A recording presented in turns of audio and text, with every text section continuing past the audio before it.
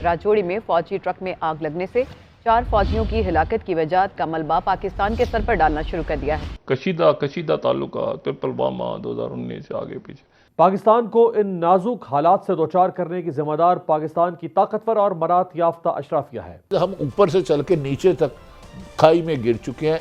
कैसे आगे बढ़ते हैं, क्या होता है, कश्मीर पे क्या इश्यूज हैं। शाम 6 बजे भारतीय फौज ने हादसे को नामालूम दहशतगर्दों की तरफ से ग्रेनेड हमला करार दे दिया। इसका हमें क्या खुमियाजा भुगतना पड़ सकता है? जी, यकीनी तौर पर जब ये वाकया हुआ तो उसके बाद से पाकिस्तानी मीडिया के दोस्त भी यही चीजें तलाश कर रहे थे कि भारत क्या रवैया इख्तियार करता है। भारत ने पहले उसे आसमानी बिजली का शाखसाना करार दिया, फिर ये कहा कि दहशतगर्द ग्रेनेड फेंक कर भाग गए और फिर उसके चंद घंटों के बाद दोबारा सरेआम पाकिस्तान पर इल्जाम लगाना शुरू कर दिया। तो पाकिस्तान जो है वो इस वक्त ऑलमोस्ट डिसएंगेज्ड है दुनिया के साथ, जबकि पाकिस्तान के लिए पाकिस्तान को सफारती तबाही का भी शिकार करना चाहता था। लेकिन वजीर खारजा बिलावल भुट्टो जरदारी ने SCO कॉन्फ्रेंस में शिरकत का दावतनामा कबूल करके और भारत जाने का ऐलान करके। नमस्कार दोस्तों, जय हिंद। Welcome to after morning news channel. Jammu Kashmir के पूंछ में गुरुवार 21 अप्रैल को फौजी वाहन पर हुए आतंकी हमले में पाकिस्तानी साजिश का खुलासा हुआ है। इस अटैक में शामिल हुए आतंकियों में से 3 के पाकिस्तान से जुड़े होने का शक है। इस हमले की जिम्मेदारी जैश समर्थित आतंकी संगठन पीपुल्स एंटी फैसिस्ट फ्रंट यानी PAFF ने ली है। पूंछ में हुई आतंकी हमले में अब तक पुलिस 6 लोगों को हिरासत में ले चुकी है। NIA ने भी घटनास्थल पर पहुंचकर सबूत जमा किया है। वही दूसरी ओर सुरक्षा एजेंसियों का शक है कि अटैक करने के बाद सभी आतंकी एक गाड़ी में सवार होकर मौके से फरार हो गया। एजेंसियों का कहना है कि हमले में 4 से 5 आतंकी शामिल हो सकते हैं। फिलहाल अभी शंका को लेकर कुछ भी साफ नहीं कहा गया है। जम्मू कश्मीर के पूंछ में आतंकियों के ग्रेनेड हमले के बाद सेना के वाहन में आग लगने से 5 जवानों की मौत हो गई और एक अन्य गंभीर रूप से घायल हो गया। इसमें जान गंवाने वाले जवान राष्ट्रीय राइफल्स यूनिट के थे और इलाके में आतंकवाद रोधी अभियान के लिए तैनात किए गए थे।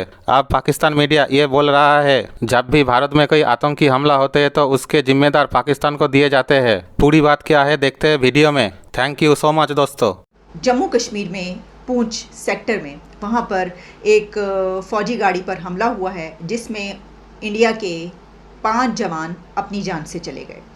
अच्छा, अब इसकी खबर जैसी आना शुरू हुई तो फिर उसके बाद इंडिया की तरफ से ये कहा जा रहा है कि ये शिद्दत पसंदों का यानी कि दहशतगर्दों का हमला है, जिस पर वो कुछ नाम लेते हुए भी जो इस वक्त मीडिया में चल रहा है उनके उसके ऊपर ये कहा जा रहा है कि जैश ए मोहम्मद और इसके अलावा जो लश्कर तैयबा है और ये उनके दहशतगर्दों की तरफ से किया गया है। इसमें बहुत सारी डिटेल्स हैं। मैं ऐसा करती हूँ और पाकिस्तान की तरफ से भी कुछ कहा जा रहा है, वो भी आपके सामने रखती हूँ मैं। अब पाकिस्तान ये कह रहा है, जो पब्लिश हो रहा है, जियो न्यूज़ मेरे सामने है, कि भारत की G20 इजलास की जो है वो मुमकिना नाकामी का मलबा जो है वो पाकिस्तान पर डालने की कोशिश की जा रही है। और जिसमें कहा गया है कि ये जो वाक़या हुआ है, पहले ये कहा गया कि आसमानी बिजली गिरी है और फिर ये कहा गया कि हमला हुआ है और फिर इस पर उन्होंने कहा कि ये जो है वहाँ का मीडिया इस तरह की खबरें चला रहा है कि ये पाकिस्तान की तरफ से जो है इल्ज़ाम लगाया जा रहा है, ये पाकिस्तान की तरफ से हमारी तरफ से ये वाली खबरें शाया हो रही हैं और ये एक मौक़िफ़ सामने आ रहा है मीडिया पर। फिर ये कहा गया है कि जनाब ये जो G20 की कॉन्फ्रेंस है उसमें कंट्रीज़ क्योंकि आ नहीं रहे, वो शामिल नहीं हो रहे, तो अब उसकी जो नाकामी है वो छुपाने के लिए जो है वो ये किया जा रहा है। अब देखें इसमें इस सारे उसमें वो तो दोनों तरफ से जो चीज़ चल रही है उसको अगर हम एक तरफ साइड पर रख दें तो G20 की नाकामी तो वो मुझे ऐसा हम इससे पहले खबरें करते रहे, क्योंकि उसकी वजह ये है कि वो तो खबरें पहले ही नशर हो चुकी हैं कि तमाम कंट्रीज़ ने येस कर दिया है और वो आ रहे हैं इंडिया में। हाँ, इस हमले के बाद क्या होता है तो वो जो है वो अच्छा, इसी के ऊपर फिर इंडिया की तरफ से ये कहना है कि पाकिस्तान तो पहले ही चाह रहा था और ये कह रहा था कि ये जो G20 कॉन्फ्रेंस है ये नहीं होनी चाहिए, तो ये G20 को नाकाम बनाने के लिए किया जा रहा है वगैरह। इस तरह के बहुत सारे इस वक्त जो है वो ढेर लगा हुआ है खबरों का। तो ये देखिए ये क्या है, मैंने जो खबरें आपको बताई मैंने इसलिए बताई कि पाकिस्तान और इंडिया कहाँ एक दूसरे के हम बड़े वो थे कि जनाब चलें दोनों कंट्रीज़ एक दूसरे की तरफ बढ़ रहे हैं और अब ये जो मीटिंग होगी और हमारे फॉरेन मिनिस्टर जा रहे हैं, तो ये क्या फॉरेन मिनिस्टर का विज़िट से पहले ही ये सब कुछ हो रहा है, क्यों हो रहा है ऐसा, और ये विज़िट अब होगा या नहीं होगा। इसमें ये भी आ रहा है कि ये भी हो सकता है कि इंडिया की तरफ से अब ये कह दिया जाए कि बिलावल भुट्टो के आने की ज़रूरत नहीं है।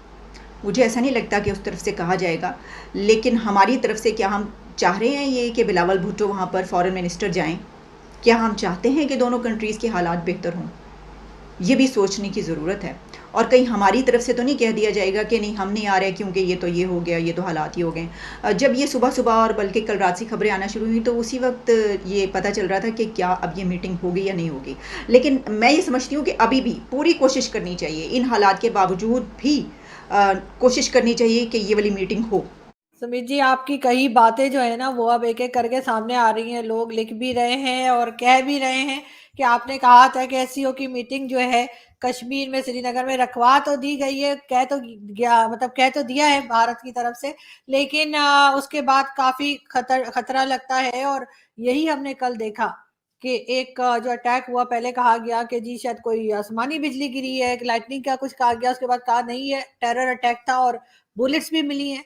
और किस तरह देख रहे हैं आप ये? क्योंकि एक तरफ बिलावल भुट्टो जरदारी के जो है फॉरेन ऑफिस की तरफ से कहा गया कि जी वो जाएंगे शिरकत के लिए एससीओ की मीटिंग में, और उसके साथ ये सब कुछ हो जाता है। क्या ये कनेक्टेड है या आपको लग रहा है कि ये दो अलग अलग चीजें हैं? था जब आर्मी श्रीनगर एयरपोर्ट पे उतरती भी है, पुलवामा, कुपवाड़ा, द्रास, बिजबहारा, अनंतनाग, सोपोर, शुपियन, यहाँ एयरपोर्ट तो है नहीं, यहाँ तो आर्मी को बाई रोड ही जाना पड़ता। और पिछले 70 सालों से आर्मी इन्हीं रोडों से जाती है।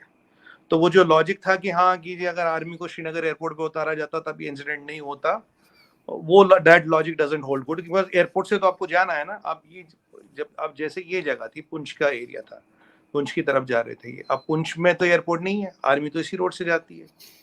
अब हुआ क्या कि बारिश हो रही थी, विजिबिलिटी खराब थी, एम्बुश किया गया राष्ट्रीय राइफल्स को और 5 जवान हमारे शहीद हुए, प्रभु उनकी आत्मा को शांति दे, और 1 जवान हमारा क्रिटिकल इंजर्ड है। पहले गोलीबारी की गई बिकॉज बारिश थी, कॉन्वे स्लो चल रही थी। दूसरी बार फिर आरपीजी, रॉकेट प्रोपेल्ड ग्रेनेड जो होता, उससे हमला किया गया और पेट्रोल टैंक को निशाना बनाया गया ताकि उसमें आग लगे। और फिर जब आग लगती है फिर भी फायरिंग होती है, आग लगने के बाद भी फायरिंग होती है, और फिर वो कई जंगलों में भाग जाते। खैर हमारे हेलीकॉप्टर हम और ड्रोन इसमें लगे उनको ढूंढने के लिए, तो वक्त की बात है, उनको पकड़ के न्यूट्रलाइज किया जाएगा। पर जो मेरा कहने का मतलब है कि अगर मैं स्वर्गीय विपिन रावत जी की बात को याद करूं, उन्होंने कहा वी आर फेसिंग 2.5 एनिमीज, एक इधर और 0.5 यहाँ। क्योंकि मेरा ये मानना है कि एक नेक्सस बन रहा था टेररिस्ट का, क्रिमिनल गैंग्स का, कुछ पॉलिटिशियंस का और कुछ लॉ एनफोर्समेंट का, और एक बहुत खतरनाक कॉकटेल बनता है where they can complement each other, कि जहाँ ये काम करे, जहाँ ये काम करे, ये नहीं कर रहा तो ये कर रहा, ये नहीं कर रहा तो ये कर पा रहा। अब अतीक ने तो आज तक ये नहीं कहा था उसके आगे सारे लश्कर तोयबा से संबंध है, जैश मोहम्मद से संबंध है, उसने कहा और अतीक मारा जाता है। तब भी मैंने अंदेशा लगाया था क्या अतीक को जानता था, क्या अतीक को जानने वाला। मैंने आपका इशारा भी किया था G20 की तरफ, G20 की मीटिंग होने वाली है, हमारे पास कंफर्म्ड इंटेल है, कुछ ना कुछ होगा। अब आप देखिए, खैर ये जो लोग जंगलों में छुप गए हैं, इनको तो ये तो वक्त की बात है, दे विल बी और neutralised, they are dead man walking, it's as simple as that.